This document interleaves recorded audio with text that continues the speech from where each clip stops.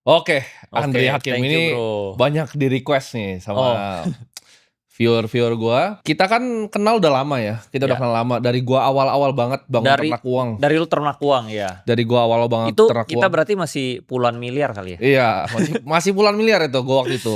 Terus ketemu Terus kedua ratusan miliar, iya, sekarang udah triliunan. sahamnya sama waktu itu juga, Iya, Arto kan. benar Kita benar dulu benar main di benar. Arto dan dulu Mmm, gua sama Bro Andri ini kita sering tukar pikiran, bener. suka nongkrong di PIK juga ya Iya kan. iya iya, kita Makanya nongkrong di agak PIK. unik, lu dari dulu dia tuh sukanya nongkrong di PIK, padahal waktu itu rumah lu belum di PIK kan? Gue di Ancol, sampai sekarang gue juga di Ancol. Baru, minggu depan lah gue pindah ke PIK. Nah, ini gue pengen nanya, jadi sebelum kan waktu itu lu sempat cerita ke gue di sana, Mmm, lu tuh mulai dengan alat berat, ya kan? iya, Jadi sebelum lu di capital market ini mhm. sebenarnya, apa sih yang lu kerjain dulu? Dulu gue bisnis, Bro. Gue dulu kuliah di Amrik, gue balik, eee kerja sama bokap Ya. sebentar ya, 3 bulan, terus gue ribut. Ributnya benar-benar besar lah, sampai gue nggak ngomong sama dia 3 tahunan lah. Akhirnya gue keluar, gue bisnis sendiri. Terus bener-bener itu nggak dimodalin lah, karena ributnya gede banget lah, pokoknya gede banget. Itu mungkin pokoknya udah gontok-gontokan deh, udah teriak-teriakan lah. Akhirnya gue keluar, udah gue bisnis sendiri, gue bisnis alat berat. Gue pinjem duit, sebagian gue pinjem duit sama, eee, apa, ada leasing alat berat, gue pinjem di sana, DP-nya kan 20%. DP-nya itu gue partneran sama temen gue. Sebelum di alat berat itu usaha yang lu waktu itu pernah kerja sama bokap tuh Mhm. usaha apa, Bro? Bokap gue itu di bidang, eee, impor otomotif ya, motor, sama tambang. Oke, tambang apa? Tambang tanah liat sih lebih tepatnya, di Oke, Bangka Belitung. oke. Iya, Jadi waktu itu sempat kerja, sempat berantem, akhirnya lu mhm. bikin alat berat sendiri, usaha Iya, sendiri. karena kan gue kerja di tambang dia kan, gue kan sempet 3 bulan tuh kan gue cepet lah, gue tipenya tuh kalau belajar tuh cepet. Jadi gue lihat-lihat, oh ternyata di pertambangan ini banyak kebutuhan alat berat, ya udah gue mungkin bisa fill the gap di situ, Oke. Tapi gitu. apa yang bikin dari alat berat nih, akhirnya Mmm. lu ketemu dunia saham nih, capital market nih? Nah gue dari alat berat, itu awal-awal jalan ya 2 tahunan, 3 tahunan, terus udah gitu ada kebijakan pemerintah, tambang itu dipersulit waktu itu, lu harus bangun smelter baru bisa punya tambang. Nah jadi alat berat gue nggak sewa, Bro. Oke, Karena hilirisasi waktu itu ya? hilirisasi, alat berat gue nggak sewa, akhirnya gue jual kan, gue jual, gue pindah bisnis macem-macem tuh di situ. Ada ekspor impor, ada gua trading komoditi lada, terus restoran juga gua pernah, kafe, itu macem-macem, Bro. Makanya gua bener-bener lihat lu ya, menurut gua lu hebat. Lu tuh jadi nggak perlu lewatin kegagalan kayak gua, Bro. Lu langsung masuk capital market, langsung di finance, lu di industri yang tepat. Kalau gua tuh banyak salah jalannya, Bro. Baru terakhir gua di capital market, makanya gua telat Nah, taunya. apa tuh yang bikin awalnya lu lompat? Gua kan waktu itu gua baca bukunya Mmm, si Buffett kan. mmm, Jadi gua berdagang, gua nggak mmm. bisnis, gua dagang terus pengen gua timpukin ke Mmm. market semua. Nah, lu bener, lu realize-nya tuh cepet, gua Iya. realize-nya tuh lambat, Bro. Nah, apa yang waktu itu bikin lu ke sana? Kalau gua kan Bikin gua bukunya Warren Buffett tuh. nah, Lu apa waktu itu? bikin gua ke sana jadi, bokap gua itu ada 2 perusahaan publik itu udah IPO. Bang Harda waktu itu kan? Iya, salah satu Bang Harda, salah satu tambang tanah liatnya itu juga udah IPO. Oke. Namanya Nah, apa ya tambang tanah liat? Ultra Abadi Tbk, Oke, kodenya dulu Aldi, tapi udah delisting. oke. Kalau Bang Harda itu BBHI, itu Alobank sekarang kan? Alobank, itu jual ke, Pak Charul Tanjung. Oke. Nah, di situ gue sering denger dia ngomong gitu loh. Pas IPO itu dia bisa dapat dana gede. Jadi sekilas-sekilas tuh, wah IPO itu menguntungkan ya. Iya. Nah lalu teman-temannya dia itu rata-rata perusahaannya publik, Bro. Oke. Rata-rata yang punya bank di Indonesia itu teman dia juga. Jadi menurut gua circle dia lumayan bagus lah. Nah lalu yang punya S Hardware juga teman dia juga. Kawan lama Ses, grup? kawan lama, Oh, teman dia oke. juga. Nah jadi teman dia tuh rata konglo-konglo lah. Nah suatu ketika itu gua lagi datang ke kantor, gue dipanggil ke ruangan dia. Andri, sini nih. Ada konglomerat Indonesia, top orang terkaya lah, nomor 10 di Indonesia. Kamu denger nih dia ngomong apa. Nah disitulah gue pertama kali denger soal saham, Bro. Itu konglomeratnya inisialnya bisa disebut nggak itu? Janganlah, Oh, janganlah. inisialnya Pokoknya jangan. top 10 lah. Nah, Top 10 konglomerat waktu itu atau sekarang? sekarang ini dia di belasan. Dulu Oke, dia top 10. oke. Nah, tapi family dia juga perusahaannya IPO. Family dia juga konglomerat juga top 20 juga lah. Oke, Jadi dia dan family-nya itu top 20 semua. oke. Nah dari situ gue masuk ke ruangan meeting itu, gue ngobrol-ngobrol kan bro. Si konglomerat ini bilang, lu kalau mau kaya, lu harus ngerti saham. Lu kalau nggak ngerti saham, lu nyangkul sampai bongkok lu nggak bakal kaya. Nah Oke. itu yang gue rasakan bro. Gue kerja keras setengah mati, kok gak kaya-kaya gitu loh. Iya. Semua industri, mungkin bidang yang gue jalanin hampir 20 bidang kali bro, yang macem-macem ya, yang aneh-aneh ya.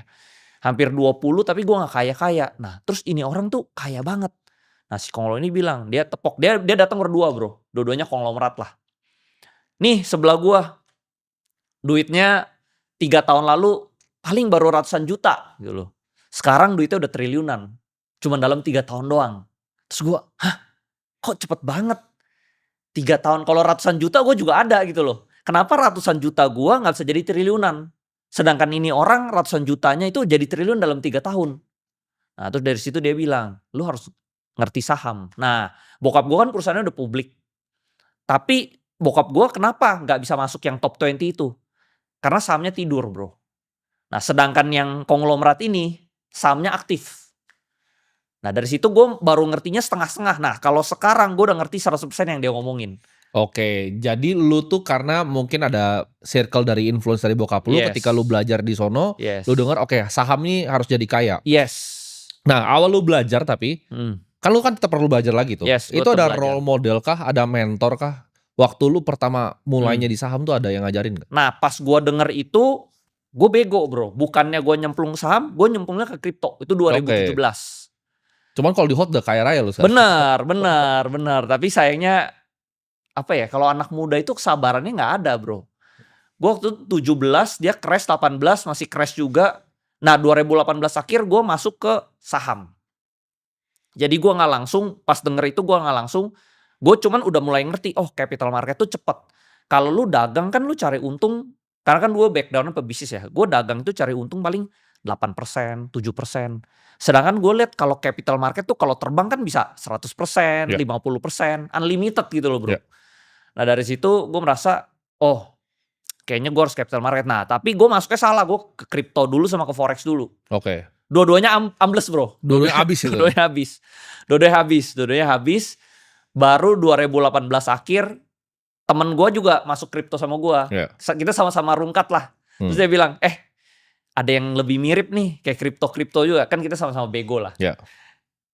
Namanya saham, lu coba bikin akun deh. Nah, terus gue bilang, oh iya gue tahu nih. Dulu bokap gue sama temennya pernah ngomong saham ini. Nah di situ lo gue bikin akun bro. Oke. Nah 2019 gue mulai aktif trading. Jadi trader lah. Jadi trader, jadi scalper. Terus belajar bukunya Warren Buffett. Ikut seminar-seminar saham yang kelas-kelas saham orang lain. Oh lu masukin tuh semua. Masukin semua bro. Oke. Technical, fundamental semua gue pelajarin lah. Ya. Sampai akhirnya gue dapet formula gue sendiri. Oke. Gitu. Nah ini kan dunia capital market Indonesia ya, terutama kan tuh sangat sempit bro. Gue kan sempat waktu itu ada dengar lu diajarin lah sama salah satu legend, tapi nggak enak lah disebut namanya. Iya. Gak enak. Legend itu pun ya gue masih kenal lah. Masih kenal sampai sekarang. Oke. Masih kenal. Masih aman dia. Masih aman. Berarti seberapa besar menurut lu pengaruhan dari lingkungan keluarga ini untuk bisa ngajarin lu? Karena kan nggak semua orang tuh dilahirkan dari keluarga yang berada. Kayak gue nggak ada ilmunya tuh. Gue nggak pernah diajarin. Bokap gue mah nggak ngerti apa-apa. Gue dikatain malah waktu itu. Bokap gue juga sebenarnya IPO perusahaannya, tapi dia nggak ngerti bro. Oke. Jadi ternyata yang gue realize sekarang ini kan gue ketemu banyak owner emiten juga banyak ya bro ya. Yeah. Hampir 90% owner emiten tuh nggak ngerti saham. Lu believe it or not ya. Yeah. Mungkin orang bingung ya, ini kan perusahaannya IPO pasti dia lebih jago dari lu. Belum tentu. Bisa jadi lu lebih jago bro. Yeah.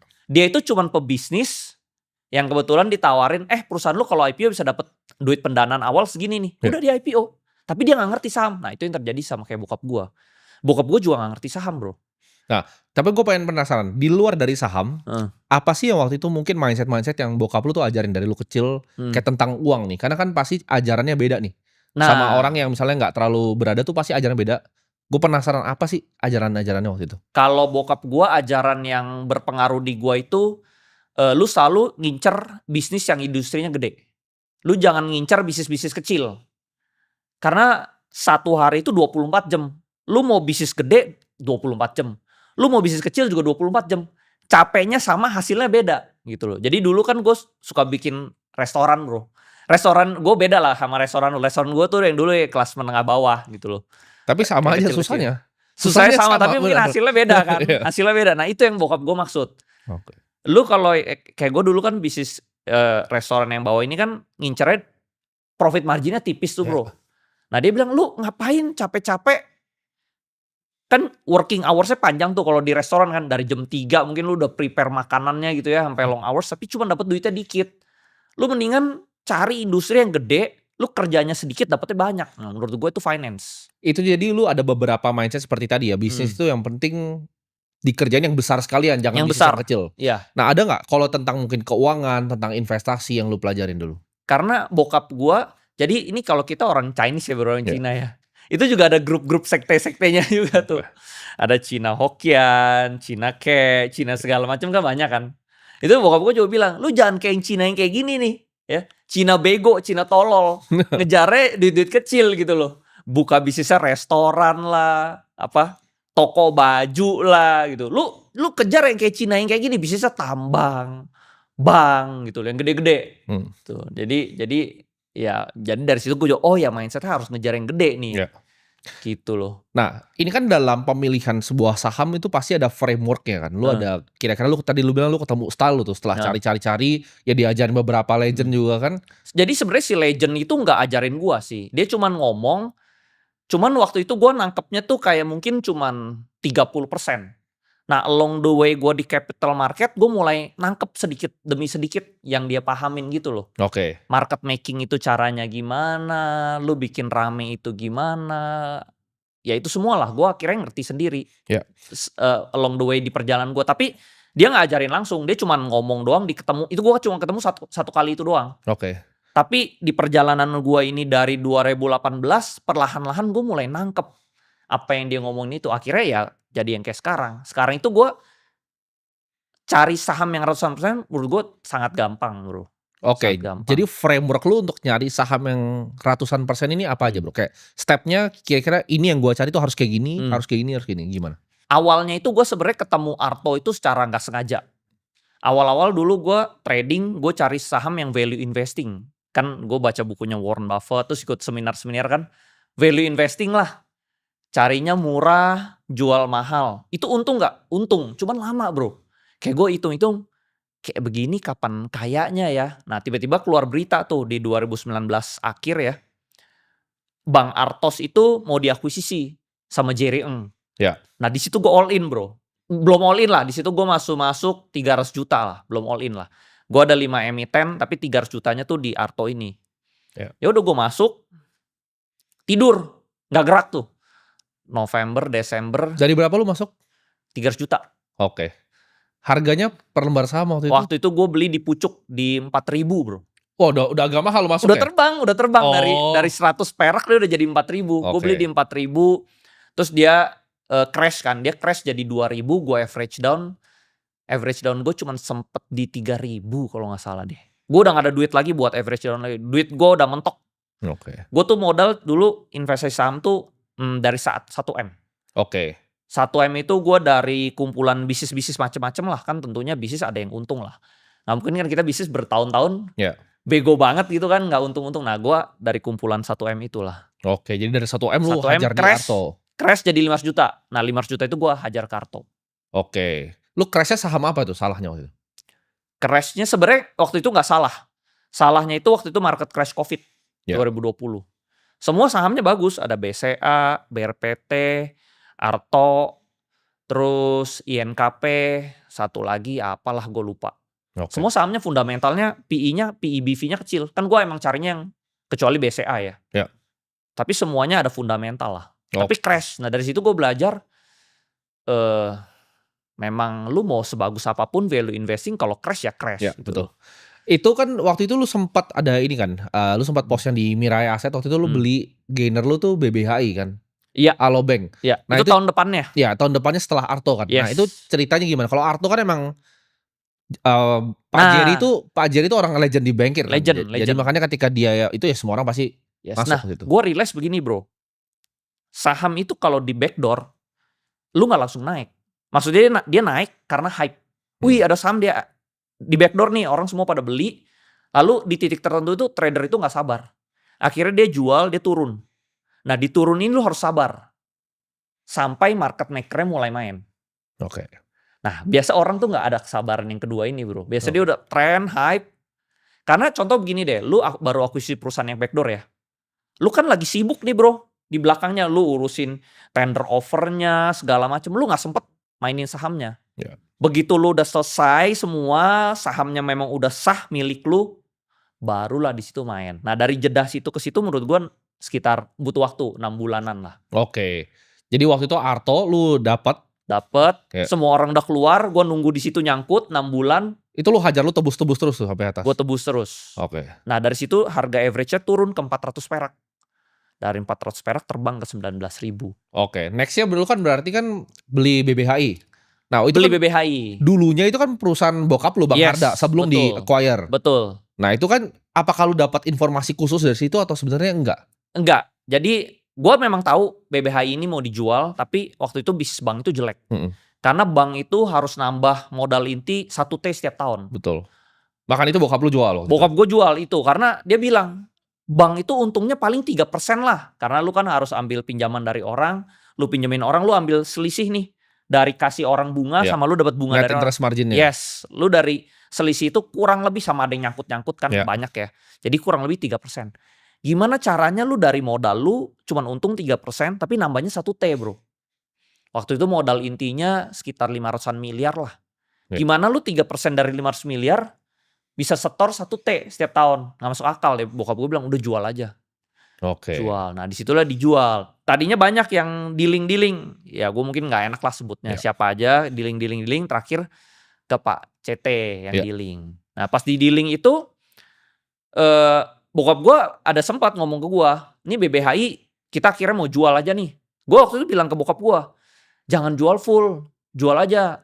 Misalnya sisain 5%. Nah terus bokap gue bilang gak usah lah. Bang rugi mulu, susah bisnis bang gitu. Jual aja 100%, nah dia jual 100%.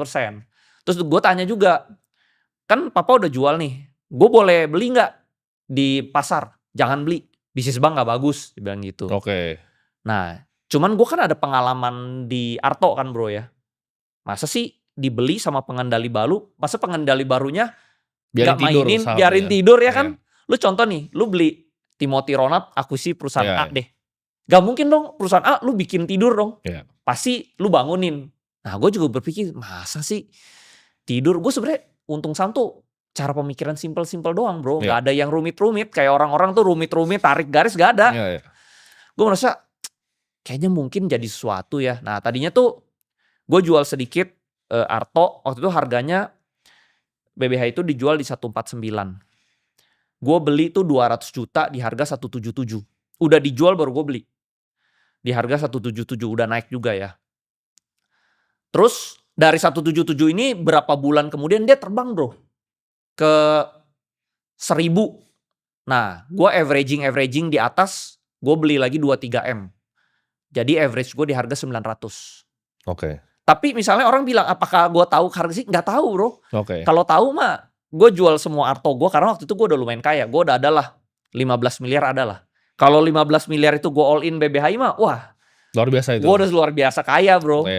Jadi gue gak tahu juga gitu. Jadi lu walaupun misalnya orang bilang lu insider apa, lu juga gak tahu bisa segitu. Karena gini ya, teman-teman tuh banyak yang kira bahwa misalnya let's say ada insider. Tapi kan kita gak ngomong insider. Let's say ada insider, saham itu gak segampang itu dikontrol. Gak segampang itu. Bahkan kalau teman-teman lihat saham-saham yang terbang ya, gue gak enak sebut emitennya. Beberapa emiten yang terbang, bandarnya tuh targetin sekian nih misalnya, let's say 1000 lah targetnya. Tiba-tiba itu nyampe 3000 tuh bandarnya bingung sebenarnya. Tapi kalau dia buang sekarang retailnya udah pinter nih, kabur nih. Kabur nih, lari retailnya. Jadi bandarnya pun era sekarang nih, tuh pada bingung sebenarnya. Iya bingung kok segede gini. Iya, terus gue harus ngapain sekarang? Iya. Bingung dia. Betul. Dia mau jual apa dia jualan, tapi kalau ketahuan dia jualan habis pasti barangnya. Yes. Jadi sebenarnya gue enak ngomong sama lu tuh karena gue ngomong sedikit tuh lu udah paham gitu loh. Lu udah ngerti lah. Kan pelaku market gue juga caranya di Arto bro. Gue puluhan miliar pertama tuh dari Arto waktu itu. Cuman lu pernah ada akhirnya jadi bisa pengalaman gak enak gak? Dari yang awal-awal nih kita ngomongin sebelum Pani ya. Ada gak saham-saham yang akhirnya lu ngerasain rugi gitu loh? Ada. Gue sih orangnya belak-belakan. Gue di Karwe gagal. Gue pikir dia mau di backdoor. Jadi backdoor itu bener-bener tergantung ownernya sih. Kalau ownernya jago market, jadi bagus. Kalau ownernya nggak ngerti market, zonk. Oke. Gitu. Jadi yang di BBHI juga sama ya. Akhirnya dia terbang tuh dulu gue targetin ini bisa ke 2.000 aja lah, gue udah seneng. Ya. Totalnya 10.000 bro. Oke. Gimana caranya lu bisa nilai kualitas manajemen dalam saham? Kalau sekarang kan orang banyak lihat ownernya nih. Karena ibaratnya ownernya ini mau ngasih duit ke retail atau enggak kan. Dan ada satu owner yang pernah ngomong ke teman gua, dia bilang bahwa valuasi itu kemampuan yang penting gitu. Jadi gimana cara lu nilai kualitas owner atau manajemennya nih yang kira-kira sahamnya tuh era sekarang layak dikoleksi? Nah sekarang ya gue udah level yang lebih tinggi lagi bro. Ada perusahaan di backdoor, tapi fundamental bagus nih, tapi ownernya nggak ngerti saham, gue nggak mau pegang. Lu harus ownernya mau main saham? Ownernya harus ngerti saham. Oke. Setidaknya dia hire orang yang ngerti saham baru gue mau masuk. Karena percuma bro, dia kalau nggak ngerti saham nih, sahamnya tinggi, ujungnya dia jual. Oke. Dia balik lagi ke bisnis real. Oh oke, ngerti gue. Karena 90% pebisnis real tuh gitu.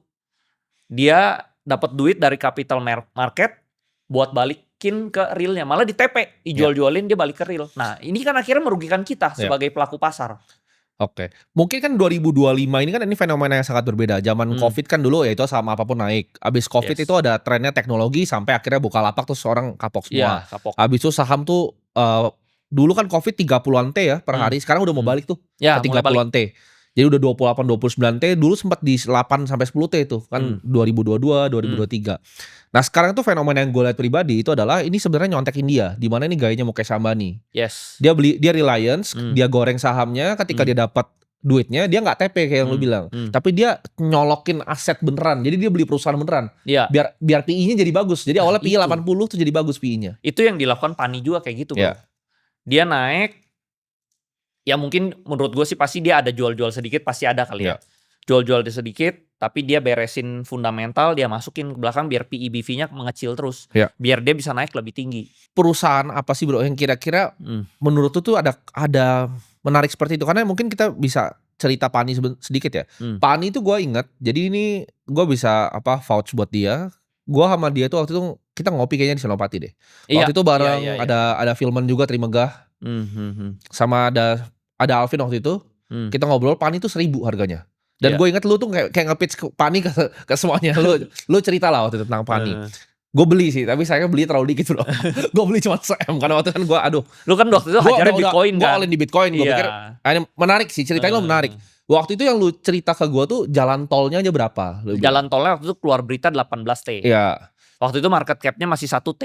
Murah banget, kayak masih di bawah bahkan. Iya. Di bawah makanya gue tuh selalu investasi saham tuh nggak yang ribet-ribet bro. Logika dagang kita. Soalnya emang gue kan backgroundnya pebisnis. Jadi gue tuh logika pebisnis aja gitu. Gue lebih main psikologis ownernya kayak gimana. Kayak misalnya lu akuisisi, masih sih saham lu bikin tidur kalau lu ngerti saham ya kan.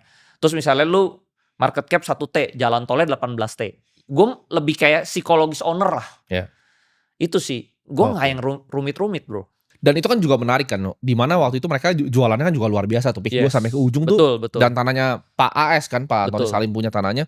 Itu bisa sampai jauh banget kan. Sampai jauh, betul. Waktu itu tesisnya menarik dan itu salah satu play yang bikin orang Indonesia banyak untung kan. Nah tapi apa yang pertama kali bikin lu decide, oke, ini ide gue mau Pani ini dari mana idenya? Waktu itu gue ada TP Arto, gue ada TP BBHI. Waktu itu duit gue udah puluhan M bro. Nah terus gue bingung. Beli apa lagi ya? Karena lu tau lah di Indonesia itu gak banyak pilihannya kan. Barangnya dikit. Yang bagus tuh sedikit. Jadi gue bingung masuk apa ya. Nah waktu itu kebetulan gue cuma ketemu Pani doang. Gue ketemu Pantai Indah Kapuk. Gue lihat ini skenarionya sama persis kayak gue di Arto dan BBH. Gue kayak ada merasa kayak sedikit deja vu gitu bro. Ini sama persis nih. Pokoknya nih gue merasa nih Arto di backdoor, RI1, RI2, BBHI di backdoor RI1, RI2. Ini juga sama nih story-nya. Udah ada cerita dia mau RI juga. Di berita waktu itu. Gue bukan insider. Gue waktu itu tuh bener-bener orang misalnya bilang ya, gue insider di Pani.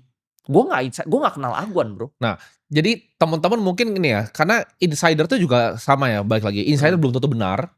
Insider bisa lo dikerjain sama informasinya. Bener.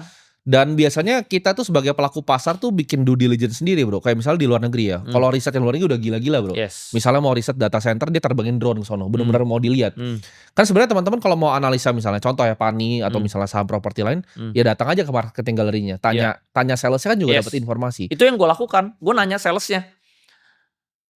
Gue datang ke salesnya, gue tanya nih lahannya dari mana sampai mana. Nah, dia cerita tuh dari mana sampai mana ya. Akhirnya gue tau lah nih lahannya masih gede. Terus kan gue bisa tebak-tebak ya PT-nya apa aja ya. Dari situ gue bisa yang ini udah masuk, ini udah masuk. Artinya yang mana yang belum masuk. Dari situ udah gue all in lah pokoknya. Waktu itu gue telepon sekuritas lah. Bro ini oke gak masuk PANI? Jangan bro, lu lihat aja semua perusahaan properti gak ada yang naik. Tapi waktu itu gue kayak gak tau, conviction gue tinggi banget. Gue all in. Semua duit gue Arto BBHI semua 90% masuk sana. Nah gimana caranya lu ngatur portofolio? Jadi apakah lu yang tipikal 1-3 aja hajar-hajaran? Gua sih kayak gitu ya. Gua gak pernah kayak, gua paling anti supermarket. Karena Charlie Munger bilang dia aja cuma 3 gitu. Gua waktu itu portfolio gue cuma 1 bro, PANI doang. Oke, hajar full dorong. 90%. Margin gak atau? Enggak, cash. Cash dorong semua full? Cash dorong full. Tapi gue itu belinya 4 bulan. Karena waktu itu PANI itu sangat gak liquid. Jadi gue tiap hari cicil beli sampai 3 bulanan lah. Terus itu gak gerak bro. 5 bulan gak gerak, baru bulan ke-6 dia terbang. Terbang. Apa pandangan lu terhadap valuasi di Indonesia sekarang? Apakah menurut lu ini emang saham-sahamnya mahal? Karena gini, di India ada yang berhasil, Mukesh Ambani, tapi ada juga yang gagal kan akhirnya. Jadi Reliance berhasil digoreng, tapi yang Gautam Adani punya kan kena hantem kan, kena berita jelek, hantemnya jauh. Nah menurut lo apakah kayak gitu bakal terjadi? Karena ini kan siklus kan, dimana COVID itu awalnya yang dari run up 2019 jatuh, yang tech itu jatuhnya pas dibuka lapak, Goto IPO udah gak kemakan lagi sama publik. Apakah ini akan ngulangin siklus yang sama bro? Karena gue lihat ini lumayan mirip nih sama zaman-zaman dia udah di ujung-ujung buka lapak sama Goto. Nah kalau gue selaku orang yang ngerti di market, balik lagi tergantung market cap-nya bro. Jadi setiap emiten kan ada market cap besar, ada market cap kecil kan. Contoh nih, lu owner emiten ya. Lu tahu nih perusahaan lu bagus dan lu orang finance, lu mau jaga sahamnya. Tapi karena kondisi global, saham lu crash deh. Crash, tapi market cap lu kecil. Let's say lu market cap-nya cuma 1T. Crash nih, jadi 500 miliar. Pasti lu sikat lagi dong. Lu sendiri yang sikat bro. Betul. Nah tapi seandainya nih, ada kondisi kedua, lu punya emiten, market cap lu udah 300T. Terus crash. Nah mungkin lu gak kuat bro. Power buat nadangnya. Nah jadi sebenarnya tergantung nih. Dia emiten kecil atau emiten gede. Kalau emiten kecil, ownernya punya duit, ketahan. Tapi kalau emiten gede, ya contohnya ya kita ngomongnya PANI deh. Kayak PANI crash tuh waktu yang isu pagar laut bulan April sama Donald Trump kan. Itu sebenarnya ownernya mungkin mau jaga bro. Tapi flow-nya terlalu gede. Lu bayangin, dia market cap-nya waktu itu 300T tertingginya ya. Crash, itu outflow-nya tuh ratusan miliar bro. Sehari itu bisa 200-300 miliar. Gak kuat lah bro nahannya. Lu butuh duit banyak banget. Buat dorongnya kan. Iya buat nadahnya duit barang masyarakat juga lu gak kuat. Nah tapi kalau lu market cap kecil, lu kuat. Nah jadi tergantung market cap-nya bro. Nah ini gue ada pertanyaan nih unik nih. Kalau netizen tanyanya biasa sama. Mereka pengen tahu sahamnya apa. Kalau misalnya gue bikin pertanyaan lebih unik. Lu cuma boleh pilih 3 saham. Cuman gak boleh lu trade dalam setahun. Lu harus holdnya 10 tahun. Holdnya 10 tahun ya? 10 tahun. Kira-kira apa? Ya ini di sekarang, di pikiran lu aja. Tapi gue udah kondisi kaya seperti sekarang. Iya, kondisinya lu kaya seperti sekarang. Kaya seperti sekarang gue masuknya blue chip. Blue chipnya apa? 3-nya apa? Blue chip gue mungkin 1 Mandiri, 2 BNI, 3 BRI. Oke, jadi lu masuk 3 itu ya? 3 itu. Sekarang pun juga gue ada masuk 3 itu. Kenapa yang BUMN bro? Bukannya berbahaya ketika misalnya let's say, ini gue ngomong Wakanda ya, pemerintah Wakanda tiba-tiba mau hapus mikro punya loan. Itu kan pasti asing hilang semua. Karena gue merasa pertama dividennya itu udah gede banget. Sekarang nih kalau lu masuk Mandiri itu dividennya 9%. Iya 9,5 bro. Anggap dia crash lagi deh jadi 11%. Gue beli lagi aja bro di bawah. Terus BNI itu 9% dividennya. Tapi kalau lu lihat ya pembukuan dia tuh sebenarnya di harga sekarang tuh bukan 9%, bisa 10-11%. Jadi gue beli aja Gak usah gue jual-jual 10 tahun. Let's say gue sih ada masuk ya, gue ada masuk ratusan M. Lu anggap jelek-jelek deh, cepet aja. Ya. Cepet M aja lu bego-bego 10 M bro. 10% itu 10 M setiap tahun. Tapi lu gak mau ngincar capital gain. Karena kalau kita lihat dari Mandiri sama BRI sendiri, BRI kan earningsnya nih mulai turun kalau kita lihat. Labanya nih kayaknya forecast ke depannya makin turun dia. Lu gak ada concern soal itu? Enggak, gue merasa si Danantara ini pasti ngerapiin kali ya. Tapi gue memang gedenya bukan di BRI sih. Gue gedenya itu di Mandiri. Oke. Mandiri itu lebih corporate. Kalau BRI itu lebih yang middle to low ya. Jadi gue emang lebih high-nya tuh di Mandiri sama BNI. Karena dua-dua ini corporate. Oke. Nah jadi corporate masih aman kan. Jadi gue bego-bego nih. Terus udah gitu bro, ini kan kita podcast bulan Desember ya. Dia tuh bagi dividen bulan Maret bro. Berarti Januari, Februari, Maret. 3 bulan lagi kita dapat 10%. Bego-bego doang bro. Oke. Jadi gue itu sih. Oke. Terus mungkin ada jeleknya, misalnya ketakutannya, misalnya bulan Desember ini ada outflow ya dari asing. Misalnya MSCI dirubah, lalu asing keluar, pasti yang terdampak kan mungkin blue chip terdampak kan, outflow kan. Terus dia jadi 12% misal dividennya. Sikat lagi bro, lebih banyak. Lu gak usah kerja bro. Oke. Lu mau setiap bulan travel pakai first class juga duit lu gak habis. Nah ini 10 M. Mungkin pertanyaan ini ada, gue tambahin lagi nih pertanyaan satu lagi. Itu kan tadi 3 saham buat 10 tahun. Oke. Kalau satu saham sampai mati. Jadi lu gak boleh ganti. Duit itu semua harus lu all in di satu saham doang ini. Satu saham sampai mati? Sampai mati tapi. Gue beli emiten gue sendiri, gue IPO, gue pegang emiten. Kecuali pengendali. Lu harus jadi non pengendali. Oh gue jadi non pengendali. Lu non pengendali. Kalau pengendali semua orang pasti mau begitu. Karena dia bisa kontrol dong. Bisa kontrol. Emitennya lu bisa beli saham-saham lain. Iya betul. Jadi Berkshire Hathaway gitu kan seumurnya. Jadi Warren Buffett itu. Tapi kalau misalnya gua sampai mati, mungkin saat ini sih gua masih blue chip ya, masih Mandiri, BRI, BNI sih. Oke, antara 3 itu. Ya, soalnya kalau BCA nih, BCA tuh sebenarnya dari 4 ini kalau lu tanya performance-nya paling bagus pasti BCA. Ya. Tapi kan lu tahu kan pemerintah kita kadang suka mempersulit pengusaha. Lu one day lu kalau dicari-cari masalah lu out. Tapi kalau lu BUMN kan lu nggak mungkin lah nggak didukung sama pemerintah. Pemerintah pasti support lu. Jadi kalau paling aman menurut gua blue chip yang BUMN. Nggak bakal diganggu. Menurut lu kondisi ekonomi Indonesia ini 2045 itu bakal seperti apa? Kan kalau kita baca data-datanya semua, kita top 4 top 5 lah GDP ya. Nah menurut lu itu capital marketnya akan jadi seperti apa? Menurut gua 2045 pasti capital marketnya pasti berkembang pesat pasti ya. Karena gue di 2020 itu investor saham cuma 9 juta. Per tahun ini investor saham tuh udah 20 juta bro. Udah naik 2 kali lipat lebih. Jadi menurut gue, ini kan compounding pasti kan. Compounding jadi harusnya pasti capital marketnya mungkin bisa jadi kayak India mungkin. Menurut gue sih Indonesia sama India tuh mirip. Oke. Nah jadi mungkin ke arah sana. Nah contohnya dulu tahun lalu kan, awal tahun lah. Itu kan outflow asing gede banget tuh gara-gara MSCI kan. Orang-orang pasar kan tadi udah pesimis banget, wah ini udahlah hancur lah bursa saham, udah nggak ada transaksi lah. Turns out transaksi malah lebih gede dari lokal bro. Ternyata lokal-lokalnya rame.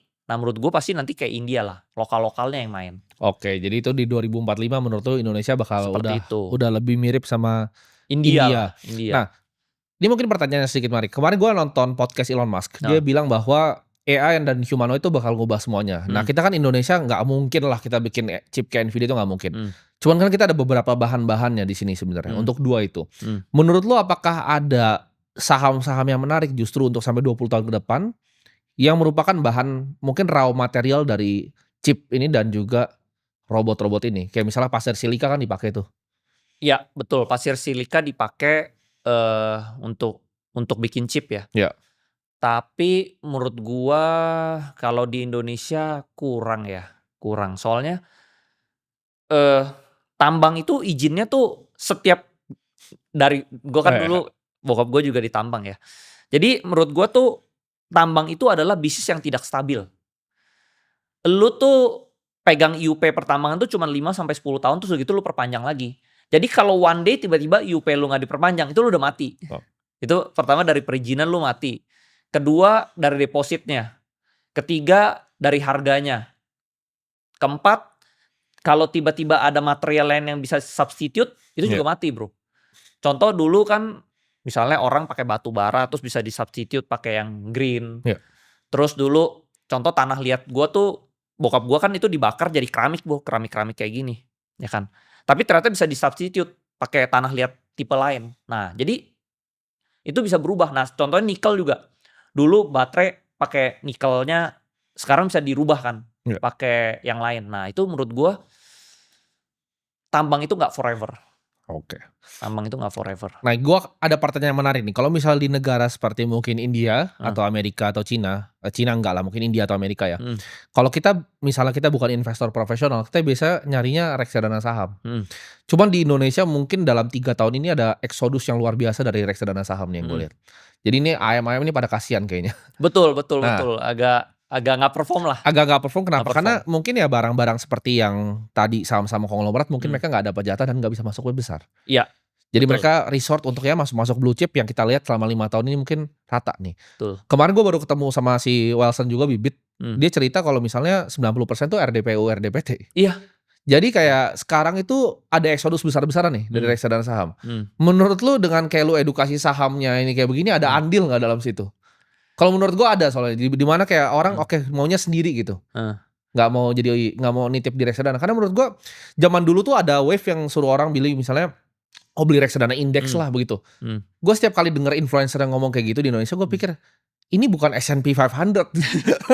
Serikati bukan S&P 500. Gak perform bro. Lu kalau pilih gituan gak perform. Terus management fee kan besar banget 3-4% kan. Nah ini karena kan gue ambil kelas WMI kan. WMI Wakil Manajer Investasi kan. Jadi di Indonesia itu ada peraturan yang aneh bro. Lu kalau misalnya jadi manajer investasi, lu tuh harus dipecah. Portfolio lu jadi 10. Betul. Itu menurut gue agak bodoh bro. Lu 10. Jadi gimana perform? Alokasinya juga ada kan. Kalau saham harus 90-10 kan dia. Iya. Jadi kalau misalnya yang ini naik nih, yang saham yang nomor 1 naik tinggi, lu harus jual, lu harus bikin jadi rata lagi. Ya terus lu jadi nggak bisa perform dong bro. Nah itu peraturan itu bikin mereka nggak bisa perform. Itu contoh misalnya lu dapat saham Pak PP nih, Pak PP-nya perform. Lu harus jual Pak PP-nya, harus ya, lu nggak boleh keep, lu harus jual, masukin rata yang lain, jadi semua harus maksimal 10%. Ya. Nah itu bikin nggak bisa perform. Jadi kalau lu masuk reksadana, lu mendingan lu masuk sendiri. Oke. Nah ini peraturan utama yang bikin dia nggak bisa perform kayak S&P. Oke. Nah ini gue mungkin pertanyaan sedikit ya. Kan kemarin gue ada dengar beberapa kasus yang di pasar modal ini orang dihack ya. Kita nggak usah ngomong lah sekuritasnya apa. Itu menurut lu kenapa mungkin bisa terjadi sebagai pengamat di pasar? Dan kenapa misalnya let's say bursa itu nggak bisa reverse transaksi? Kalau setahu gue mekanisme bursa itu harusnya bisa reverse transaksi. Itu menurut lu kenapa? Kalau yang kemarin, jadi akun gue sendiri juga ada kena hack bro. Oke. Tapi gue dananya dibalikin. Oke. Dana gue dibalikin. Di sekuritas apa kalau nggak bisa ngomong? Janganlah. Jadi gue juga kena hack. Itu ratusan juta dibalikin tapi dananya. Canggih sekali kan mereka hacker. Jadi pakai malware. Canggih. Mereka. Jadi gue bingung ya. Waktu itu libur panjang bro. Waktu itu libur kalau nggak salah Sabtu, Minggu, Senin. Ya. Atau Kamis, Jumat, Sabtu, Minggu, Senin gitu. Libur panjang ya. Tiba-tiba gue bingung. Kan kalau sekuritas kan sekarang udah terkoneksi ke BCA kan. Ya. Tiba-tiba ada yang withdraw bro. Oke. 100 juta gitu. Di withdraw banyak. Nah terus gue bingung. Ini apa nih? Nah gue hari Senin gue tanya. Sekuritas tapi dananya udah langsung dibalikin lagi. Oke. Nah tapi turns out ternyata yang gue pelajarin ini harusnya tuh dari akun RDN. Kan namanya misalnya Andri Hakim. Cuma bisa withdraw ke Andri Hakim kan. Turns out ternyata si hacker ini dia masuk ke sistem sekuritas. Lalu dia withdraw ke nama yang beda. Jadi dia bisa approve. Nah, salahnya itu mungkin dari banknya ya. Harusnya bank, kalau di bank, jadi yang kehack itu cuma bank BCA. Oke. Jadi kalau bank lain nggak bisa. Jadi khusus BCA. Karena BCA itu katanya bisa approve, lu ke akun lain, ke nama lain tuh lu bisa approve. Jadi dia bisa lewat. Nah, jadi salahnya sebenarnya di bank BCA-nya saat itu. Nah ini kan sebenarnya bikin investor yang saham jadi khawatir. Karena gini, kalau di kripto orang tuh punya kekhawatiran, gimana kalau misalnya cold wallet gue dirampok gitu. Ternyata kalau di saham itu bahkan sekuritas pun sekarang ibaratnya bisa jebol gitu. Bisa jebol. Nah dan yang jebol ini bro, yang udah kehack ini, ini duitnya dibawa lari ke kripto. Oke. Jadi kemarin gua ada lihat beberapa kasus yang menarik sekali di mana kan awal kan mereka ganti seperti itu kan, tapi kayaknya dari banknya mereka tutup tuh celahnya. Yes, betul. Celahnya ditutup jadi mereka pakai cara lain ketika mereka dapat akses akunnya. Ini mereka bikin akun pakai nama-nama ya KTP bodong yang kayak orang-orang judul begitu. Lalu mereka beli saham yang small cap, terus di sini udah dibeli dijual, canggih loh. Nah, kalau itu diskursus lain lagi. Iya. Kalau ini hacknya beda lagi nih. Iya. Jadi gue bisa beli gorengan, gue tarik gorengannya, Iya, lu pakai beli dana gorengan yang di sini. Soalnya dia pikir kalau ganti RDN-nya susah tuh. Yes, bener. Itu juga bisa. Oke. Contoh misalnya gue tahu nih akun lu nggak ada duitnya tapi ada barangnya. Iya. Gue tinggal buang blue chip lu. Betul. Jadi cash. Beli cash sono. gue di sini gorengan, kan gorengan gampang dinaikin bro. Iya. Gue beli gue naikin, terus lu makan aja di harga atas. Iya. Kan pindah duitnya, lu dapat barang, gue dapat cash. Soalnya berarti ini hacker yang melakukan ini ngerti mekanisme pasar sangat dalam berarti. Betul, dia ngerti. Oke, menarik ya. Nah makanya sekarang tuh kalau lu lihat ya, sekarang banyak sekuritas tuh kalau weekend tuh lu udah nggak bisa withdraw. Ya. Jadi dia sengaja dimatiin. Oke. Nah ini gue ada pertanyaan mungkin ya. Kalau gue kan udah nggak terlalu ngikutin yang setelah PANI itu gue udah nggak terlalu ngikutin saham karena gue pasif ya sahamnya. Itu waktu itu CBRE itu gimana cerita lu? Deal akhirnya lu pegang sekitar berapa? 5% ya sekarang ya? Gue pegang 5%. Market value IDR berapa ratus M? Tertinggi dia tuh 8T. Gue beli itu dari ratusan M doang. Oh lu beli ratusan M? Dari ratusan M. Oke. Gue kumpulin dari bawah. Oke. Jadi sebenarnya misalnya orang tanya, PANI gue insider atau CBRE gue insider. Gue awalnya gak insider. Contoh kayak di PANI aja deh. Awalnya gue gak kenal Aguan karena gue beli sahamnya banyak, jadi kenal. Jadi kenal, kan orang pasti kayak lu punya emiten, terus gue beli banyak sih. Ini siapa nih Andri Hakim beli emiten gue banyak, jadi kenal bro. Kan DPS-nya kelihatan kan? Yes, jadi CBRE juga awalnya gue beli banyak bro. Gue pertama ada berita bahwa CBRE ini diakuisisi. Bukan diakuisisi, dia mau beli kapal. Perusahaan kapal kan itu? Kapal Hilong, kapal dari China. Waktu itu market cap-nya masih ratusan M. Tapi kapalnya itu harganya 1,8 T. Gue merasa, wah ini kayak janjian di backdoor nih. Jadi gue mulai beli dikit. Pas mulai beli dikit, ya gue tanya-tanya sekuritas lah. Kan gue tau lah, kira-kira dia IPO pakai sekuritas apa ya, gue kurang cari-cari informasi lah. Ini akuisisinya bener gak sih? Belinya bener gak sih? Kata sekuritas bener. Ya udah, gue dari situ akum. Karena gue udah beli gede, gue jadi takut dong. Gue harus tahu ownernya nih. Ini bener nggak? Nah akhirnya ngobrol-ngobrol dari teman ke teman, akhirnya gue kenal. Pas dari kenal itu kan akhirnya gue tumbuh conviction lagi dong. Oh semua ceritanya real, corporate actionnya real. Nah dari situ gue beli lagi. Nah ini mungkin teman-teman juga mesti bedanya insider sama misalnya di luar negeri ya, di hedge fund itu sangat biasa untuk misalnya kita misalnya udah punya fund besar ya, nanti suatu saat udah gede, kita punya portfolio manager untuk mereka tuh datang ke company itu. Iya, betul. Hal yang biasa banget sebenarnya. Karena kan kita pemegang saham kan kita ada hak buat ketemu corporate secretary. Contoh nih, lu beli saham Adaro deh. Iya. Lu punya emiten Adaro, terus lu telepon deh, saya mau ketemu korseknya. Itu bisa bro. Jadi lu punya saham berapa dulu? Iya gitu. Misalnya gue punya, sebenarnya kecil juga gak apa-apa kok. Kecil misalnya 1M tuh juga gak apa-apa. Nah dari situ kan gue ketemu ownernya ya. Akhirnya kan gue bisa nego juga sama dia. Gue bisa beli lebih banyak lagi gak? Gue mau beli misalnya 5%. Gue udah punya segini nih. Gue tinggal tambah sedikit lagi jadi 5%. Ya jadi gue deal-dealan lah. Emang. Nah ini kan kita mungkin bahas, teman-teman banyak yang suka dengan sahamnya Pak Pepe ya. Dimana misalnya strategi dia kan untuk masuk ke indeks kan, MSCI. Cuman apakah itu sebenarnya flow-nya besar atau enggak bro? Karena kita kan weighting di dunianya kalau MSCI World kecil ya. Dan MSCI Indonesia paling fund-nya cuma Edo kan punya BlackRock. Itu kan sebenarnya nggak sebesar-besar amat flow-nya.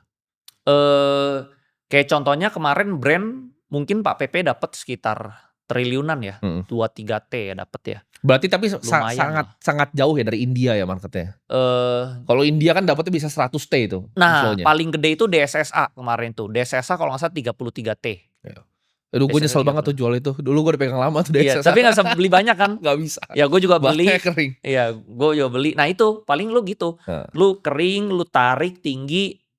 Ya udah masuk MSCI jual gede. Cuman lu tuh berarti orangnya rajin ngumpulin dari market tuh emang rajin berarti ya. Jadi misalnya harian lu pelan-pelan nih lu lihat lu beli dulu. Kayak misalnya contoh CBRE ya. CBRE mungkin berapa bro? Kalau volume di Bitoverse sekarang berapa? 1.000, 2.000, 3.000 paling? Volume transaksi harian tertinggi tuh bisa 1 T bro. Oh bisa sampai 1 T. tertingginya ya. Oke. Dulu pas lagi rame-rame itu bisa 1 T sehari. Maksud gua antriannya bisa berapa ribu? Mungkin 1.000, 3.000 kah? Sehari kalau lu ngumpulin 50 M sih dapat. Bisa. Oke. Pas lagi, nah gue tuh paling jago ini bro, main saham FCA. Oke. Nah dia kan FCA nih. Ya. Kalau saat FCA itu saat yang tepat lu bisa ngumpulin barang. Oke. Karena FCA itu kan lu makan di satu harga tuh. Ya. Lu asal bisa dapat antrian pertama, orang buang, lu makan, lu dapat gede di situ. Nah, Oke. gua kumpulin barang banyak di FCA. Oke. Jadi ARB, FCA, Lu kumpulin di situ, jebret, hajar lo. hajar gede, dapat Oke. gede. Terus FCA itu kan antara turun atau naik doang kan. Oke. Kalau di bawah ini lu lihat deh kapasitas lu. Misalnya lu di ARB ini lu bisa makan habis. Ya. Langsung balik arah dong, naik Ya, dong. ya, ya. Jadi gue belakangan suka FCA. Gue abisin barang di FCA, otomatis dia langsung balik arah naik. Ya, ya. Dari bawah ke atas tuh bisa 20% bro. Cuma kan lu butuh jumlah modal Powernya. untuk bisa tembak segitu kan. Nah, lu tinggal hitung.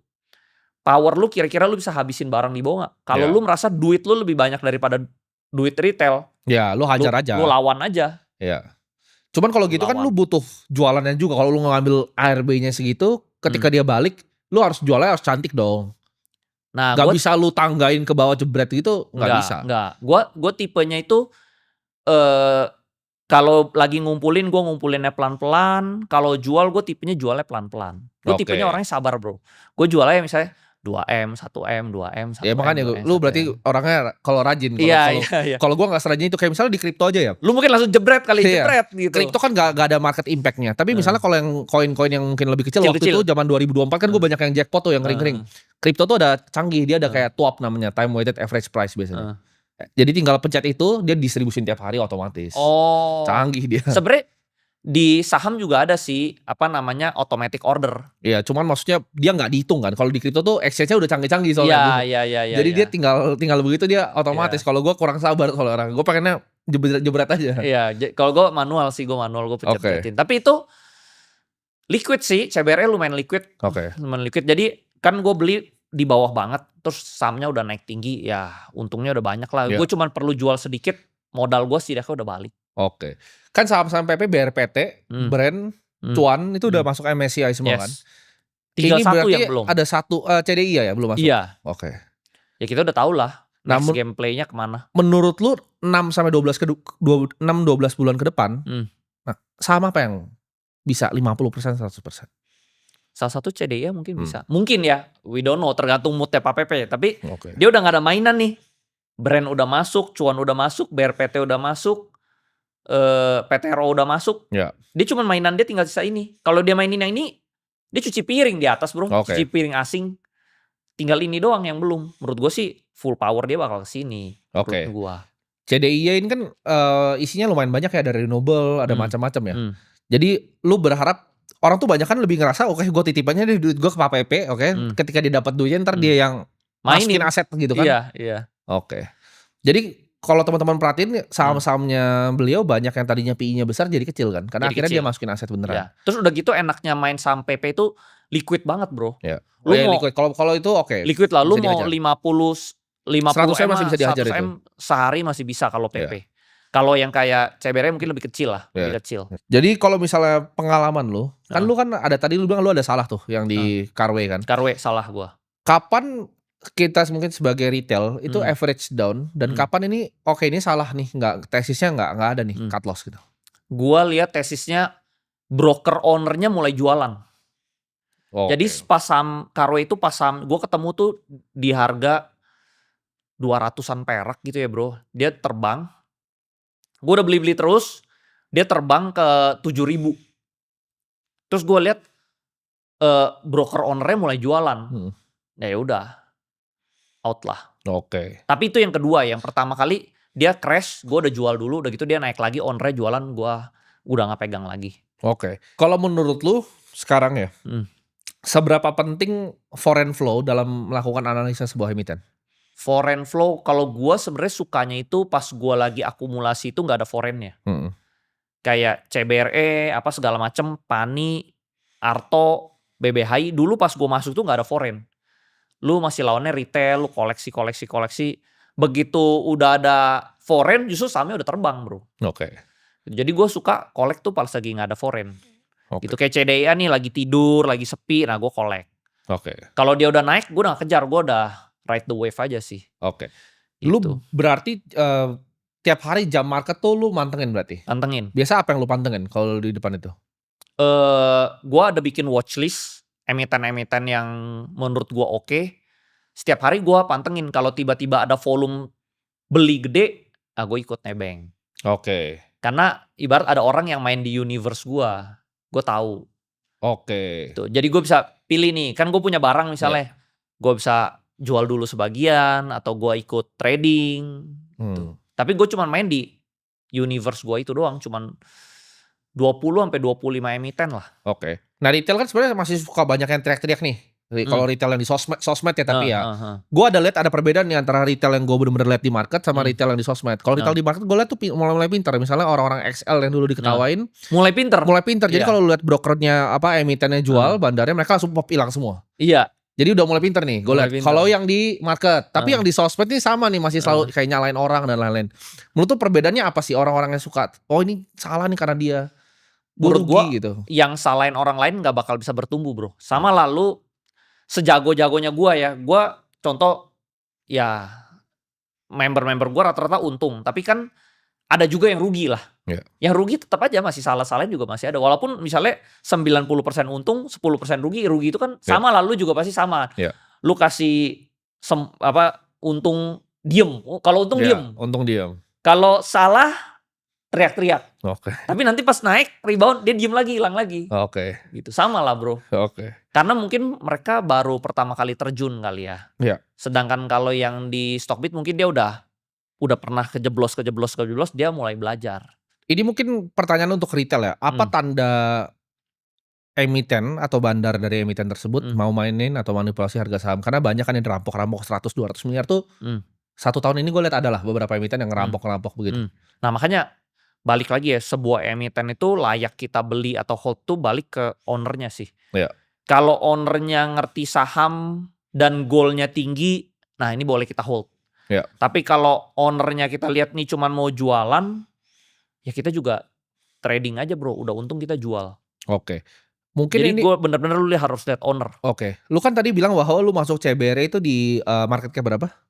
200M kalau gak salah. 200M. Itu dari harga 75 perak bro. Nah berarti kan lu kan pegang posisi 200 miliar lebih dong harusnya sekarang di market cap sekarang. Betul. Itu plannya gimana dan buat apa? Kan itu kan ada perbedaan di mana misalnya contoh contoh gue beli Bitcoin ketika 16 ribu kan gue hantam terus sampai atas. Kira-kira total naik gue tuh 550% lah. Itu gue bisa exit semua. Sedangkan CBRE lu naiknya jauh sekali. Cuman itu bisa diapain tuh barang yang kayak CBRE? Mungkin kalau di otak gue kan kalau mau direpo ke bank juga bank gak bego-bego amat. Jadi mungkin mereka kalau nggak terlalu repo bro. Nggak, tapi maksudnya jumlahnya nggak bisa full dari jumlah yang gue masukin. Paling repo mungkin nggak sih berapa? 30%? 30-40. Nah yes, 30-40. Jadi fungsinya untuk apa? Apakah lu bisa suatu saat lu exit atau ini emang lu yang kayak Warren Buffett aja, udah ini gue pegang nih CBRE gitu. Jadi gue udah di level yang ini gue belajar pengalaman dari Pani sih. Pani waktu gue collect di bawah itu gue cuma keluar modal let's say 30-an M lah bro. Tiba-tiba pas dia naik tinggi kan jadi tertinggi tuh 400 miliar tertinggi bro. 400 miliar terus kenapa pagar laut itu waktu itu? Iya, pagar laut tuh ke-drag semua tuh bro. Ke-drag sama 200 berarti? Wah, enggak bro, gue pas 350 itu gue ada ambil repo, gue hajar lagi hampir 500. Berarti paninya sih lu repoin berarti? Gue repo pani, gue masuk pani, itu bego banget bro. Luar itu biasa. Fatal, salah. Jadi lu tarikannya panjang jauh sekali, lu bisa kena margin call dong berarti? Gue hampir kena margin Harganya call. kan pani waktu itu 18.000 sampai turunnya berapa? Turunnya berapa dalamnya? Gue reponya itu di 12.000. Wah lu hampir ke wipe out dong? Pas dia ke 19.000 gue hampir jadi, gue merasa gue orang terkaya di Indonesia lah. Kan gue repo pani, beli pani 19.000, wah untung gue jadi gede banget. Tapi pas ke drag, wah amsyong bro itu, hampir margin call. Gue di 7.500 gue margin call harusnya. Oh iya. Dia waktu itu udah 7.700. Nah gue nego sama sekuritas ya. Bro ini kan force major lah, satu dunia lah. Pakai apa Valburi waktu itu? Trimegah. Gue bilang sama Maybank. Maybank buat reponya. Dua-duanya ada. Gue nego, akhirnya dia kasih ya udah, lu reduce lah ke 5.000 lah. Tapi 5.000 tuh ARB sekali lagi udah 5.000 bro. Jadi teman-teman mungkin lihat ini Andri Hakim ini kalau dia salah itu di Pani itu mungkin nggak ada di sini dia. Kalau gue besoknya ARB lagi gue nggak ada di sini. Iya, itu kalau satu kali lagi kan itu. Satu waktu kali itu ARB, besok ARB gue udah out. Nah, cuman gue kan ngerti saham bro. Gue merasa cara saham itu cara naikin gue juga ngerti bro.